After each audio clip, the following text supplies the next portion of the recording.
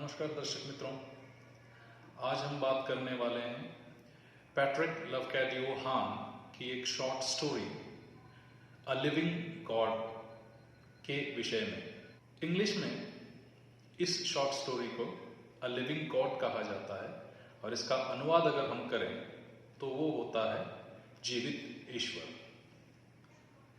तो आइए आरंभ करते हैं जीवित ईश्वर अ लिविंग गॉड नाम की लघु कथा के बारे में। वर्तमान कहानी एक प्रमुख जापानीज व्यक्तित्व गोरियो हमागुची, जो 1820 से 1885 के दरमियान रहे, के जीवन से एक महत्वपूर्ण घटना का वर्णन करती है।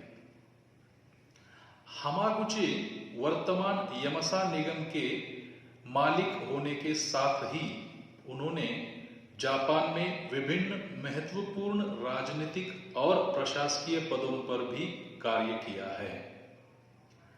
यह कहानी बताती है कि कैसे हमागुची ने हिरोगवा वाकायामा में 1854 में सैकड़ों लोगों के जीवन की रक्षा की थी, जब एक विनाशकारी सुनामी प्रायद्वीप से टकराई थी। सुनामी के पश्चात हमागुची ने 600 मीटर लंबी, 20 मीटर चौड़ी और 5 मीटर ऊंची सुरक्षात्मक दीवार बनाने के लिए स्वयं का धन खर्च किया था। इस दीवार ने आने वाली सुनामियों से होने वाली हानि को कम किया।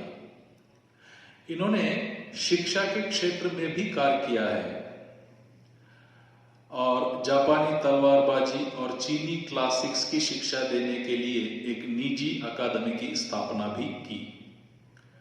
शिंटोवाद पारंपरिक जापानी धर्म है।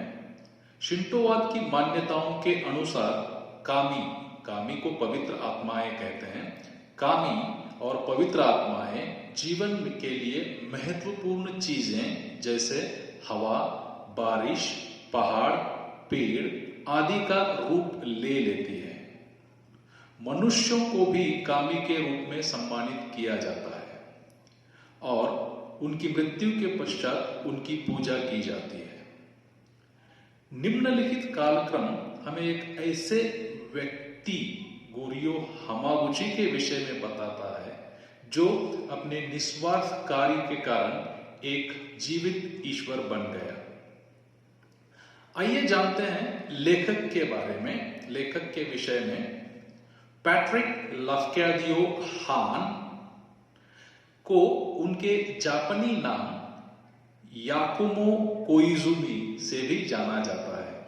उनका जन्म 27 जून 1850 को ग्रीस के लेवकास द्वीप पर हुआ था।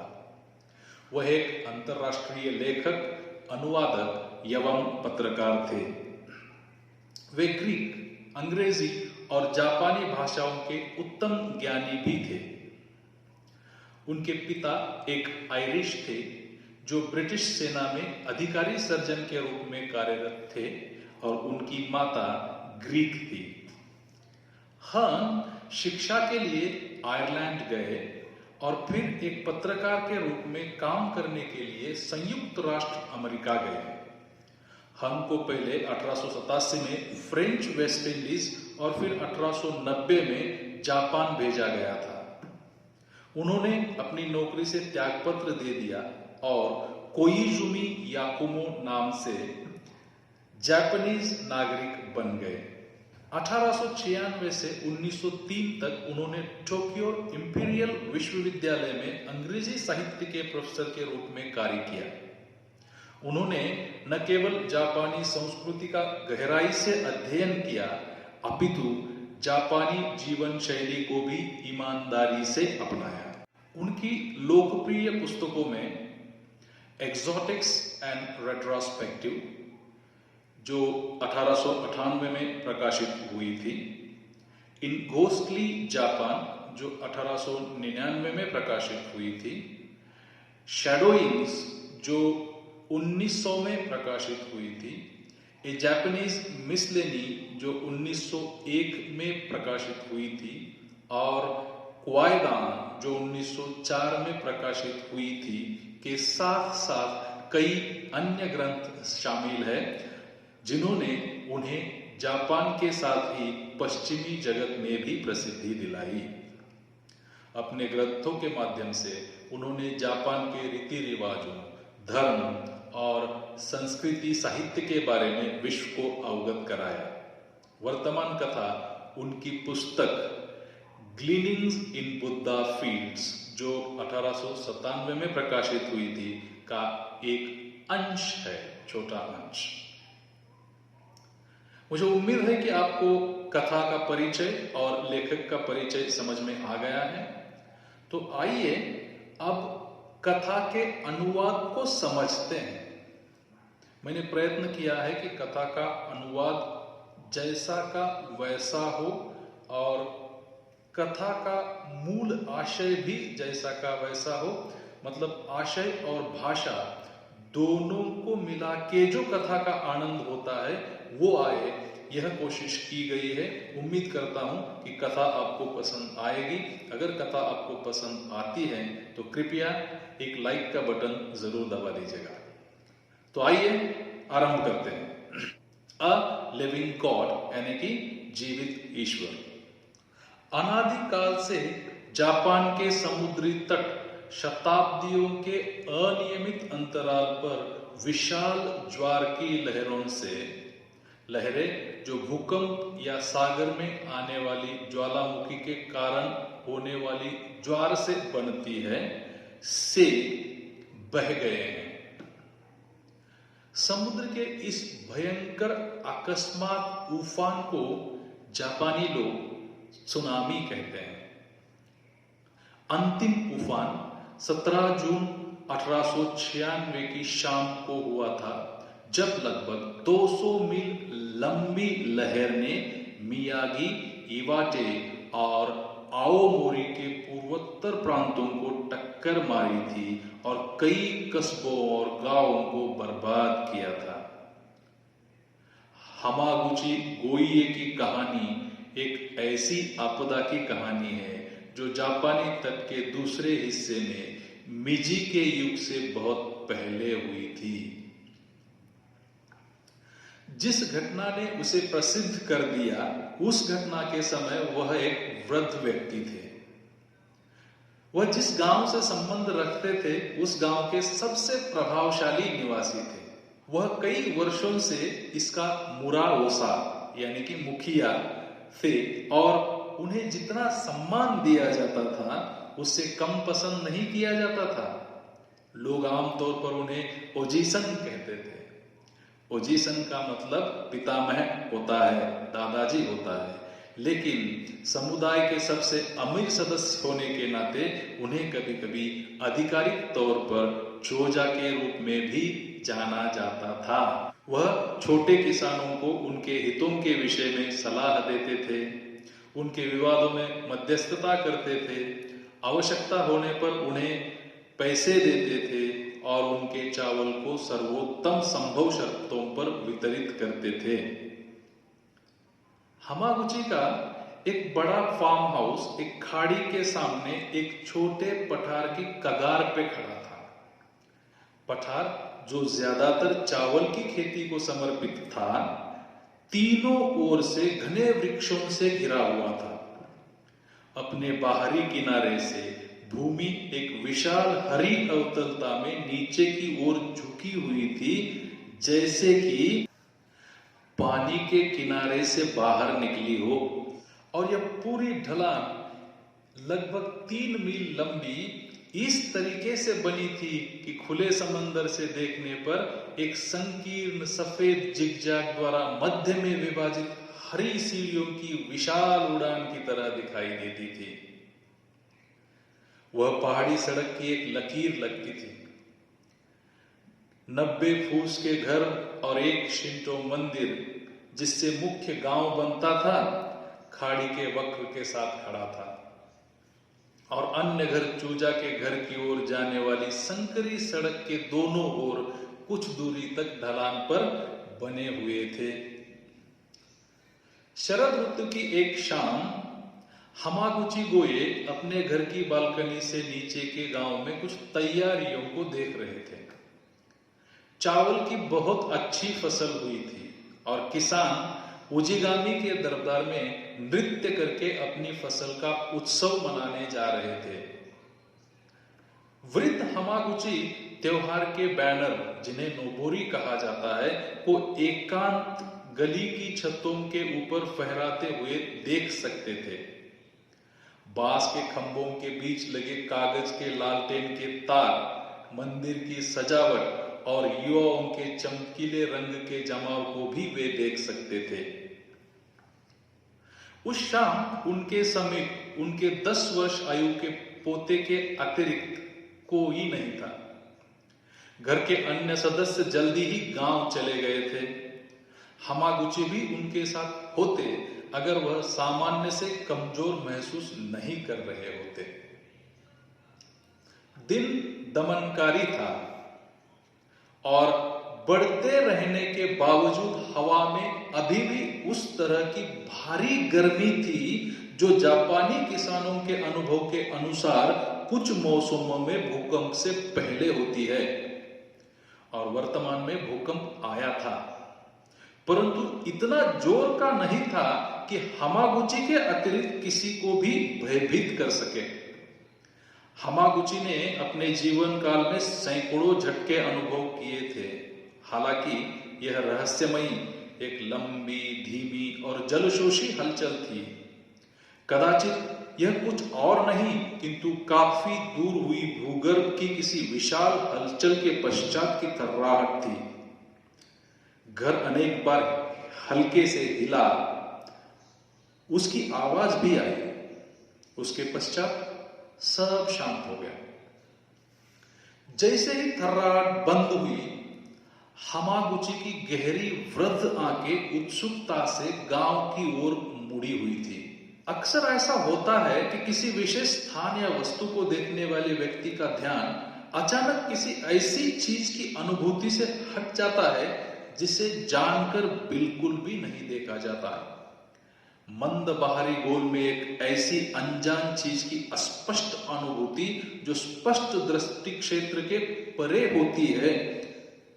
इस प्रकार का यह संयोग हुआ कि हमागुची को दूर समंदर में कुछ असामान्य होने के विषय में पता चला। वे अपने पैरों पे खड़े हुए और उन्होंने समुद्र की ओर देखा। समुद्र अचानक काला हो गया था और यह अजीब तरह से बर्ताव कर रहा था। ऐसा लग रहा था कि वह हवा के विपरीत चल रहा है। वह जमीन से दूर भाग रहा था। बहुत ही कम समय में संपूर्ण गांव ने इस घटना को देख लिया था।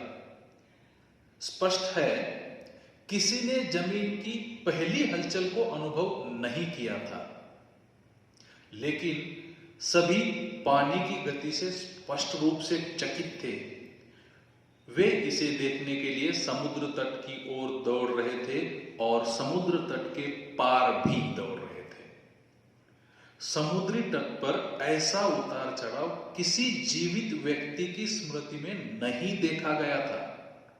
जैसे ही हमागुची ने देखा, पहले कभी भी ना देखी हुई चीजें आकार बन के सामने आ रही थी।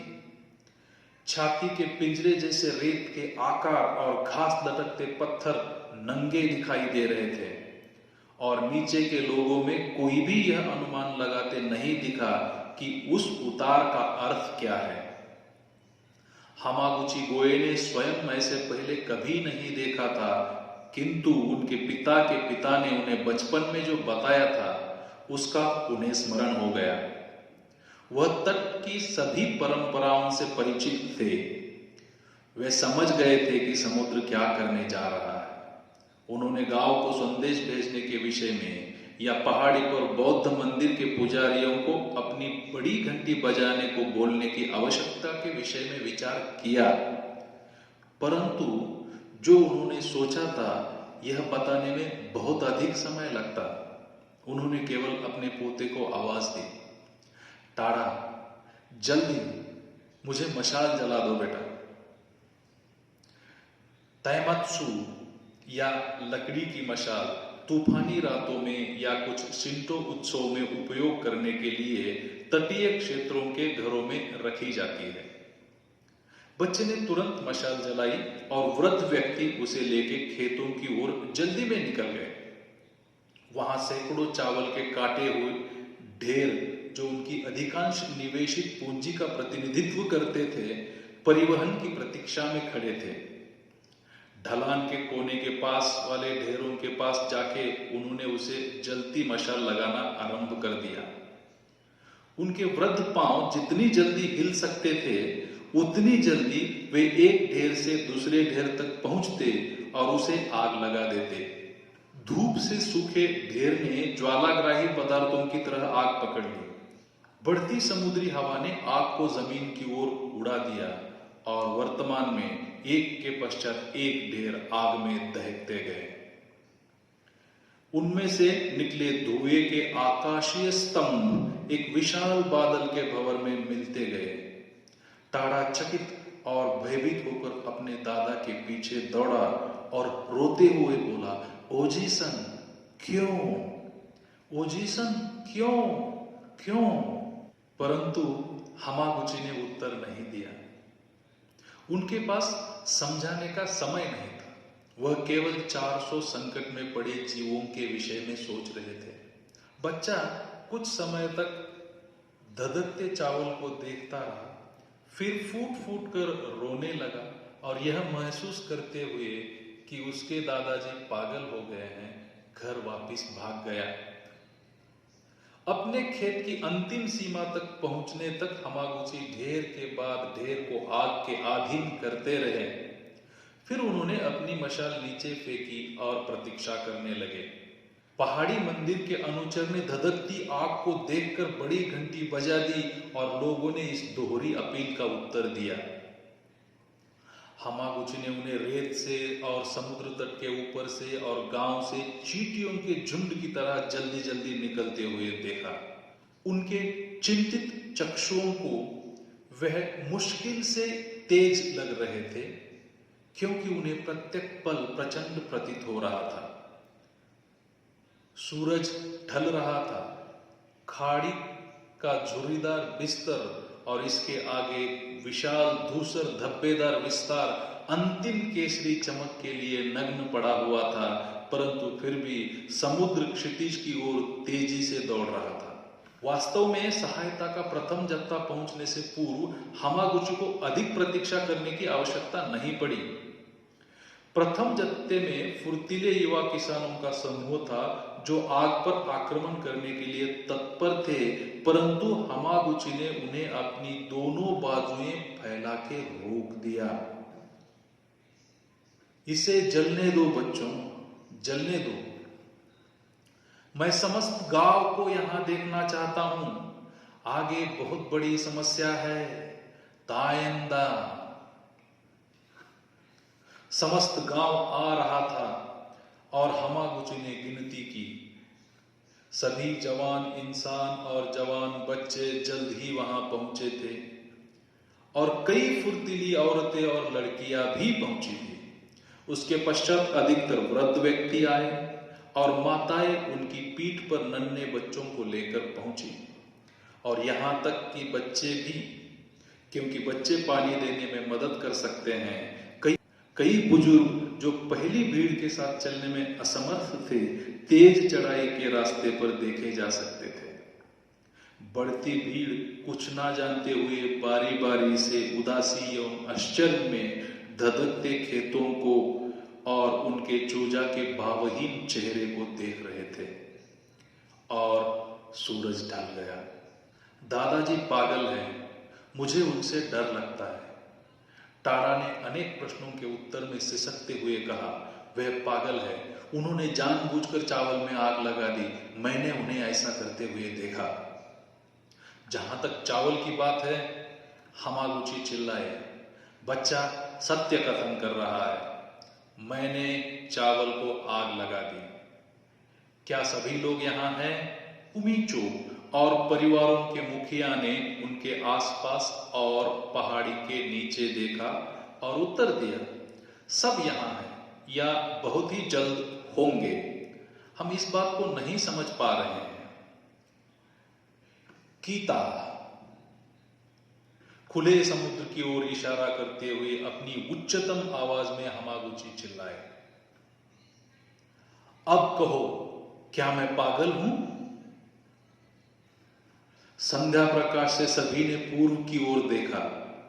सांवले क्षितिज के किनारे पर समुद्र तट की छाया की तरह एक लंबी दुबली मंद रेखा देखी जा सकती थी, परंतु वहां तो कभी भी कोई तट नहीं था।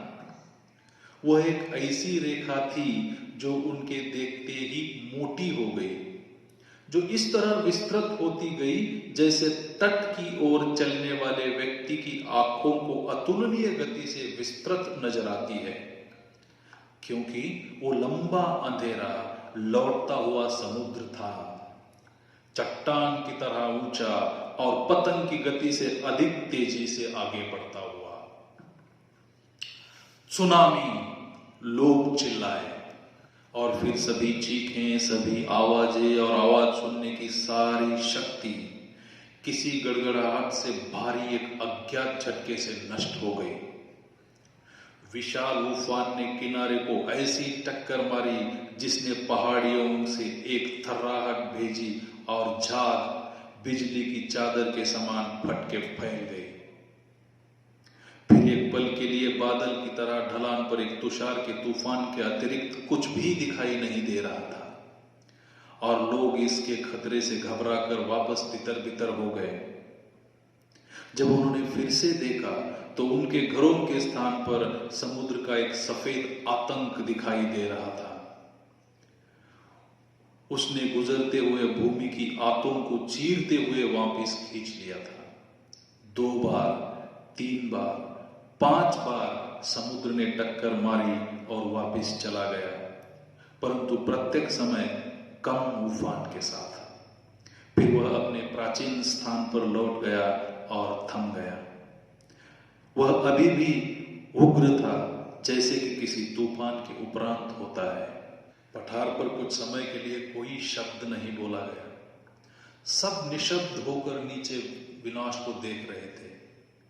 फटी हुई और नग्न उखड़ी हुई चट्टानों की भयावहता, गहरे समुद्र में पकड़े गए मलबे की घबराहट, निवास और मंदिर के रिक्त स्थान पर शंकुओं का जमाव। गांव नहीं था, खेतों का बड़ा हिस्सा नहीं था, छतों का भी अस्तित्व समाप्त हो गया था। दूर समुद्र में पागलों की भांति उड़ते हुए 2 घास के छतों के अतिरिक्त कुछ भी पहचानने योग्य नहीं था। मृत्योत्तर आतंक समाप्त हो गया और सामान्य हानि की भावना की मूर्खता ने सभी होठों को तब तक गूंगा रखा जब तक कि हमागुची की आवाज फिर से सुनाई नहीं दी।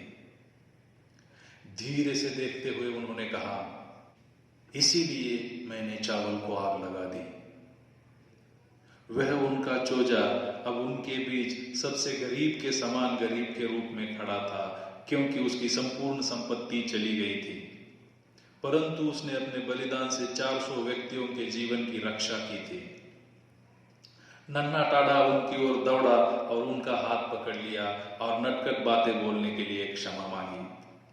इसके पश्चात लोगों को साक्षात्कार हुआ कि क्यों वे जीवित थे, और उस सरल निस्वार्थ दूरदृष्टि पर आश्चर्य करना शुरू कर दिया जिसने उन्हें बचाया था। उसके पश्चात सभी मुखिया मंडली ने धूप में हमागुची गोइयों को दंडवत प्रणाम किया और अन्य सभी लोगों ने भी उनका अनुसरण किया। वृद्ध व्यक्ति की आंखों से हल्के अश्रु निकल आए, अंशतः इसलिए कि वे प्रसन्न थे और अंशतः इसलिए कि वे वृद्ध और अशक्त हो गए थे और बहुत बुरी तरह से थकान का अनुभव कर रहे थे। जैसे ही उन्हें शब्द मिले, टाड़ा के भूरे गालों को सहलाते हुए उन्होंने कहा,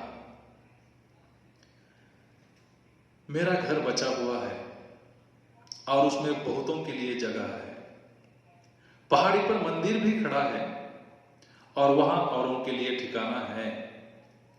तत्पश्चात वह अपने घर के मार्ग पर सबसे आगे चलने लगे और लोग रोए और चिल्लाए। संकट की अवधि लंबी थी, क्योंकि उन दिनों जिले और जिले के बीच त्वरित संचार का कोई साधन नहीं था और आवश्यक सहायता बहुत दूर से भेजी जानी थी। परंतु जब उत्तम समय आया तो लोग हमागुची गोए के उपकार के ऋण को नहीं भूले।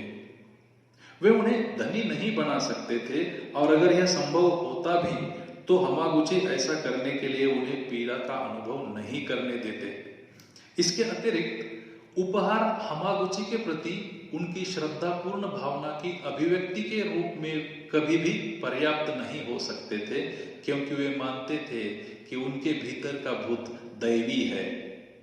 इसलिए उन्होंने उन्हें एक देवता घोषित कर दिया। उसके पश्चात यह सोचकर कि वे उन्हें और कोई उत्तम सम्मान नहीं दे सकते, वे उन्हें हमागुची दाइम्योजिन कहने लगे। और वास्तव में किसी भी देश में किसी भी नश्वर व्यक्ति को इससे बड़ा सम्मान नहीं दिया जा सकता।